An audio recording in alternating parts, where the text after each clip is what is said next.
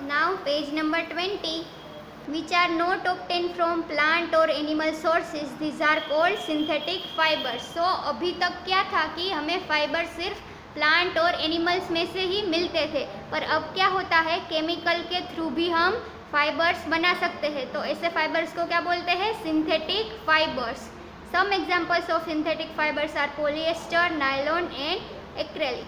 सो आपको ये अंडरलाइन कर देना है सिंथेटिक फाइबर्स के examples. Okay, now 3.3 some plant fibres.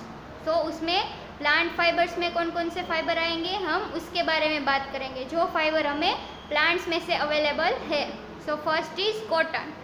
Have you ever made wicks for oil lamps? What do you use for making this Vicks?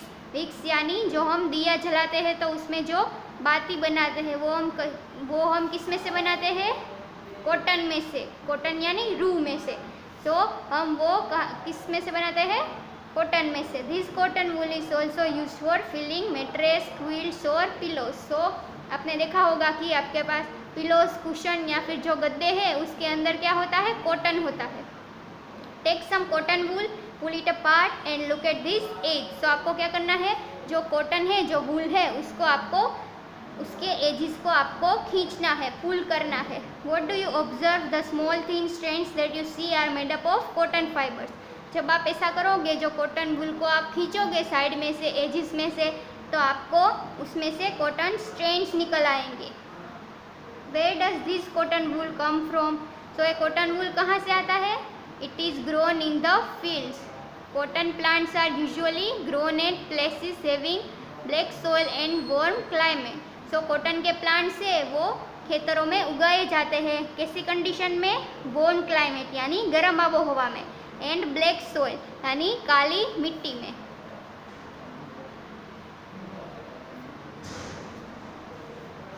Can you name some states of our country where cotton is grown? क्या आप ऐसे country बता सकते हैं हमारे देश में जहाँ पर कॉटन उगता है, कॉटन की खेती होती है? The fruits of the cotton plant are about the size of a lemon. So cotton plants जो है उसके fruits जो होते हैं, cotton balls जो होते हैं, वो कैसे होते हैं? लेमन की साइज़ के, नींबू की साइज़ के होते हैं। After maturing, the balls burst open and the seeds covered with cotton fibers can be seen. So जब वो पूरी तरह से उग जाते हैं, मैच्योर हो जाते हैं, मैच्योरिंग यानी पूरी तरह से ग्रो हो जाते हैं, सो उसके बाद उसमें से क्या होगा? कॉटन बॉल्स निकल आएंगे, जो कॉटन के फ्रूट होते हैं। तो कॉटन बॉल्स निकल आएंगे एंड देन क्या होगा? उसमें से फाइबर निकल आएगा। सो ये कॉटन फाइबर है। कॉटन के प्लांट्स उगाकर उसमें से हम कॉटन फाइबर निकालते हैं। Have you ever seen a cotton field that is ready for picking? It looks like a field cover with snow. कभी आपने कॉटन का खेतर देखा है? कभी रूह का खेतर, वो कैसा लगता है? जैसे स्नो गिरा हुआ है, जैसे स्नो वहाँ पर उगाया गया है, ऐसा लगता है। From this bolls cotton is usually picked by hand. Fibres are then separated from the seeds by combing. This process is called ginning. So आपको फिर क्या होगा, फिर क्या करना है कि जो कॉटन्स के बॉल उग गए हैं उसको फार्मर्स जो है वो हाथों से निकालते हैं। इसको क्या बोलते हैं? इस प्रोसेस को फाइबर्स को सेपरेट करना एंड कॉटन्स के बॉल को हाथों को निकालना, इस प्रोसेस को क्या बोलते हैं? Ginning. Ginning was traditionally done by hand. This days machine are also use for ginning.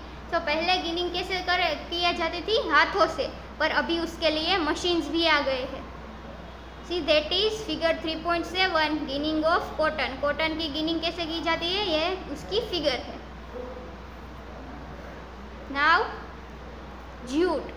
So plant fibre का दूसरा हम एग्जाम्पल देखेंगे, jute. Jute fibre is obtain from the stem of the jute plant. It is cultivated during the rainy season. In India jute is mainly grown in West Bengal and Bihar and Assam. So jute का plant जो है वो कहाँ पर उगाया जाता है? West Bengal, Bihar and Assam में। The jute plant is normally harvested when it is at flowering stage. जो हार्वेस्टिंग यानी हार्वेस्ट करना मतलब काटना। सो उसको कब काटा जाता है? जब उसका फ्लावरिंग स्टेज चलता है, जब उसमें फ्लावर खिलना स्टार्ट हो जाते हैं जूट में, तभी उसको हार्वेस्ट किया जाता है। The stems of the harvested plants are immersed in water for a few days. The stems rot and fibres are separated by hand. फिर स्टेम को वाटर में रख देते हैं थोड़े दिन के लिए, फिर उसमें से फाइबर हाथों से सेपरेट कर देते हैं। तो that is figure 3.8। It is a jute plant. ये जूट का प्लांट है और वो कहाँ पर पाया जाता है, कहाँ पर उगाया जाता है, और उसकी प्रोसेस, उसमें से कैसे फाइबर सेपरेट किया जाता है, वो हमने देखा। हमने देखा कि प्लांट फाइबर कौन कौन से, कॉटन एंड जूट, ये दोनों हमने एग्जाम्पल देखे प्लांट फाइबर्स के। Okay, now we will talk about spinning cotton yarn. So 3.9, figure 3.9 में क्या है, मेकिंग यार्न फ्रॉम कॉटन। जो आपने कॉटन सेपरेट किया है, फाइबर सेपरेट किया है कॉटन के प्लांट्स में से, उसमें से यार्न यानी धागा कैसे बनाया जाता है। To make fabrics all this fibres are first converted into yarn. How it is done. So सभी फाइबर को धागे में कैसे कन्वर्ट करते हैं। 3.4 spinning cotton yarn. You can try making cotton yarn yourself. So activity 4 में हम देखेंगे कि आप अपने आप से भी जो धागा है कॉटन का वो बना सकते हैं। Activity 4, hold some cotton wool in one hand, pin some cotton between the thumb and forefinger of the other hand. आपको क्या करना है, जो कॉटन वूल लेना है और उसको अपने 4 फिंगर से एंड थंब से पिंच करना है। Now gently start pulling out the cotton while continuously twisting the fibers. Are you able to make a yarn? तो आपको क्या करना है, कंटिन्यूसली उसको ट्विस्ट करना है। जो कॉटन फाइबर है उसको धागे में कन्वर्ट करने के लिए कंटिन्यूसली ट्विस्ट करना है। Are you able to make a yarn. क्या आपने फिर ऐसे ट्विस्ट करके आपने धागा बना लिया। The process of making yarn from fibre is called spinning. इसे अंडरलाइन कर दो। The process of making yarn from fibre is called spinning.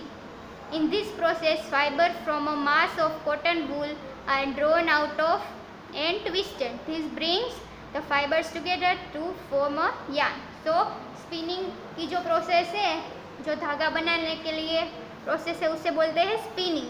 So, इस स्पिनिंग प्रोसेस में क्या होता है, fibres from a mass of cotton wool are drawn out and twisted. So जो cotton wools के फाइबर है उसे ट्विस्ट किया जाता है। This brings the fibres together to form a yarn. So इससे क्या होता है, धागा बनता है। A simple device use for spinning is a hand spindle, also called takli. Okay, so this is a device जिससे हम क्या कर सकते हैं, धागा बना सकते हैं। Another hand of operated device use for spinning is चरखा, और चरखे से भी आप धागा बना सकते हैं। Use of चरखा was popularized by Mahatma Gandhi as part of the independence movement. So चरखा कौन यूज़ करते थे, महात्मा गांधी। So उसका चरखा यूज़ करने का जो स्टार्ट किया था वो महात्मा गांधी थे, जिसने उसको पॉपुलर बनाया था। He encouraged people to wear clothes made of homespun yarn termed as khadi and shunned, imported cloth made in the mills of Britain.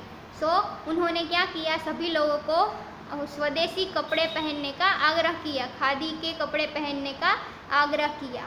To popularize and promote khadi, the government of India constituted a body called Khadi and village industries commission in 1956। So India के government ने खादी को popular करने के लिए क्या किया, एक village में इंडस्ट्रीज इस्टेब्लिश की 1956 में। Spinning of yarn on a large scale is done with the help of spinning machines. After spinning yarns are used for making fabric. So spinning कैसे होता है, मशीन्स की मदद से स्पिनिंग होता है। धागा बनाने के लिए जो स्पिनिंग की प्रोसेस है वो मशीन की हेल्प से होती है। और after spinning yarns are used for making fabric. So spinning के बाद क्या करते हैं,